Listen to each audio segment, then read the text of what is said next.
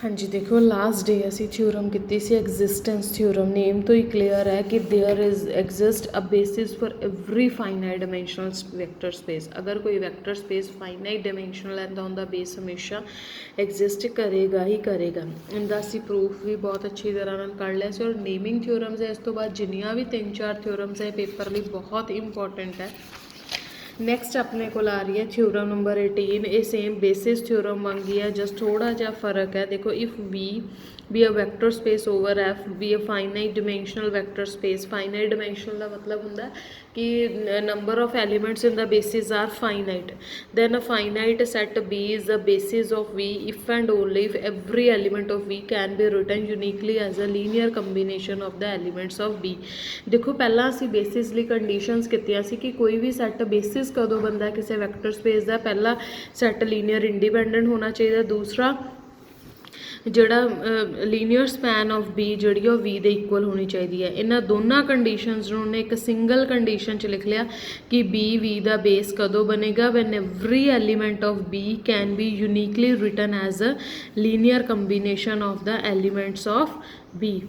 उनके लिए देखो हम असी प्रूफ स्टार्ट करन लगे। सब तो पहला असी मन के चलते हैं कि बी जोड़ा वै वो वी का बेसिस है। दैन बाय डेफिनेशन अगर बी ऑलरेडी वी का बेस है तो बी वी नू जनरेट तो करेगा ही।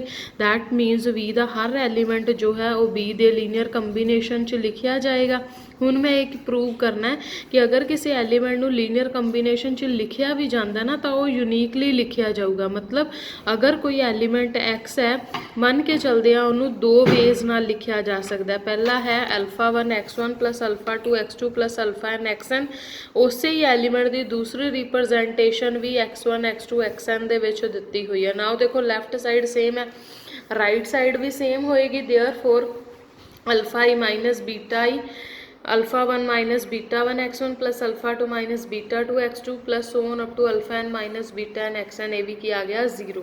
That implies α minus beta i अपने को क्या आ गया 0 because x1 x2 xn are the members of basis. Linear independent होंगे, देयरफॉर सारे स्केलर 0 आ गए, देयरफॉर α बीटा i आ गया। इहदा मतलब असी मान के चले सी कि एक एलीमेंट दी दो रिप्रजेंटेशन है, कोई अलग नहीं है, वो सेम वही है। Therefore every x can be uniquely written as a linear combination of elements of B. So first part is proved कि when B is the basis then every element can be written as a unique linear combination of elements of B. हूँ conversely लेके चलते हैं, मन के चलते हैं every element of V can be written है uniquely as a linear combination of elements of B.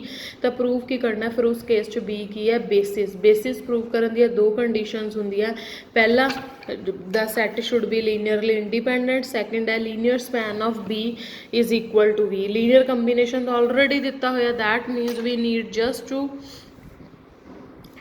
Prove that B is linearly independent. Independent prove करना है तो एलीमेंट्स का लीनियर कंबीनेशन जोड़ा है, एलीमेंट्स है इन्हों का लीनियर कंबीनेशन इक्वल टू 0 लेके चलो, जिमें वैसे आप लीनियर इंडिपेंडेंट प्रूव करने के लिए करते हैं। हुण देखो इनकी वैल्यू कहते इक्वल है 0 दे and 0 can also be written as this.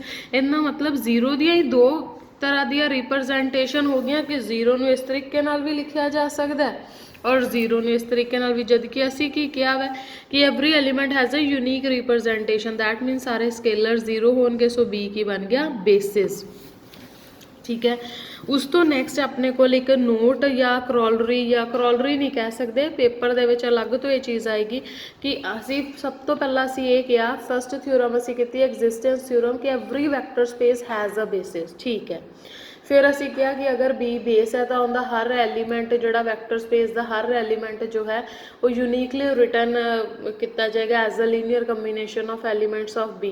हुण असी ये कह रहे हैं कि एक वैक्टर स्पेस दे ठीक है बेस पक्का हुंदा पर एक तो ज़्यादा बेस भी हो सकते हैं। ठीक है, उनके लिए असी आर स्केयर मतलब 2 टप्पल्स वाला सैट कंसीडर किया। We know this is the standard basis, ये तो बेसिस है ही है, बट असी एक होर सैट अपने वालों कंसीडर कर लिया 1 2 1,2 ਤੇ 2,3 ਹੁਣ ਅਸੀਂ ਪ੍ਰੂਵ ਕਰਨਾ ਹੈ ਕਿ ਇਹ ਵੀ ਆਰ ਸਕੇਅਰ ਦਾ ਬੇਸ ਹੈ, ਮਤਲਬ ਇਹ ਸਭ ਤੋਂ ਪਹਿਲਾਂ ਤਾਂ ਲੀਨੀਅਰ ਇੰਡੀਪੈਂਡੈਂਟ ਪ੍ਰੂਵ ਕਰ ਦੇਣਾ ਇਹ ਵਾਲਾ ਸੈੱਟ, ਫਿਰ ਅਸੀਂ ਲੈਣਾ ਆਰ ਸਕੇਅਰ ਦਾ ਕੋਈ ਵੀ ਐਲੀਮੈਂਟ ਅਗਰ ਮੈਂ x, y ਕੰਸੀਡਰ ਕਰਦੀ ਹਾਂ that is the linear combination of these two elements. ਅਗਰ ਸੋਲਵ ਕਰਕੇ ਵੈਲਿਊ ਆ ਜਾਂਦੀ ਹੈ ਤਾਂ ਠੀਕ ਹੈ, ਇਹਦਾ ਮਤਲਬ ਆ ਵੀ ਬੇਸ ਬਣ ਗਿਆ, ਇਹ ਤਾਂ ਬੇਸ ਚਲੋ ਹੈ ਹੀ ਸੀ ਸਟੈਂਡਰਡ। ਦੈਟ ਮੀਨਸ ਇੱਕ ਵੈਕਟਰ ਸਪੇਸ ਦੇ ਇੱਕ ਤੋਂ ਜ਼ਿਆਦਾ ਬੇਸਿਸ ਵੀ ਹੋ ਸਕਦੇ ਆ। ਫਿਰ ਇਹਦੇ ਨਾਲ ਹੀ ਕੰਡੀਸ਼ਨ ਆਉਂਦੀ ਹੈ ਕਿ ਅਗਰ ਇੱਕ ਵੈਕਟਰ ਸਪੇਸ ਦੇ ਇੱਕ ਤੋਂ ਜ਼ਿਆਦਾ ਬੇਸਿਸ ਹੋ ਸਕਦੇ ਆ ਤਾਂ ਫਿਰ ਸਿਮਿਲੈਰਿਟੀ ਕੀ ਹੋਏਗੀ, ਉਹਦੇ 'ਚ ਸਿਮਿਲੈਰਿਟੀ ਇਹ ਹੋਏਗੀ ਇਨਵੇਰੀਐਂਸ ਥਿਓਰਮ ਜਿਹਨੂੰ ਕਹਿੰਦੇ ਆ। If V is a finitely generated vector space then it can have more than one basis, but one thing is clear that every base will have the same number of elements. All the bases of V have the same number of elements। मतलब अगर एक time पे मैं एक vector space दे दो basis लैके चलती हाँ, एक B1 बेस ले लिया एक B2 बेस ले लिया, तो मैं प्रूव करूँगी एलीमेंट्स डिफरेंट हो सकते हैं, होंगे ही डिफरेंट, कोई दिक्कत नहीं है उनके विच, बट हाँ number of elements in each base will be same. मतलब अगर मैं B1 दे विच M एलीमेंट्स लैके चलती पिया, B2 दे विच N एलीमेंट्स लैके चलती पिया, तो इन्हां दे विच M is equal to N मैं प्रूव करना।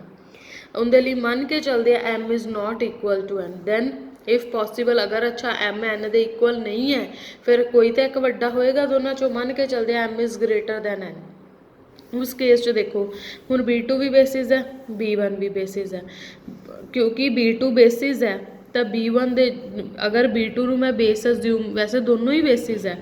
Now B2 is a basis that means every element of V can be uniquely written as a linear combination of B2। और जिन्ने भी आ B1 दे एलीमेंट है बेस होने के नाते है तो VF नूं बिलोंग करते हैं, देयरफॉर मैं X1 नूं Y1 Y2 YN ते X2 नूं XM नूं सो ऑन अप टू इन्हां दे लीनियर कंबीनेशन च लिख लेना। ठीक है, उस तो बाद मैं एक होमोजीनियस सिस्टम ऑफ इक्वेशन अपने वालों कंसीडर करना।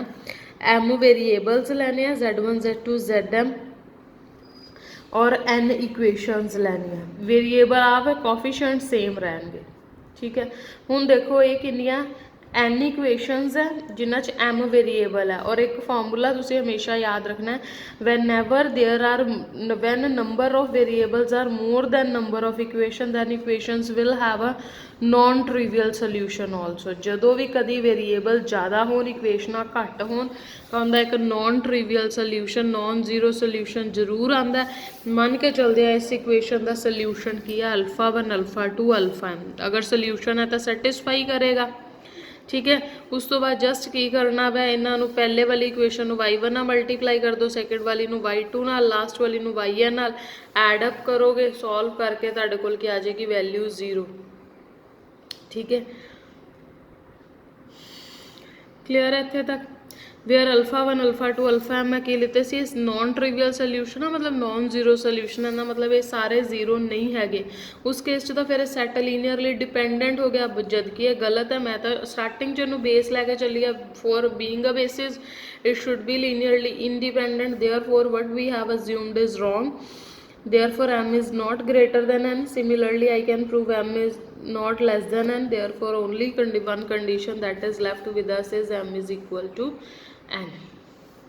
Last definition of a dimension of a vector space is the number of elements in the basis of V। ठीक है, इत्थे तक तुसी कर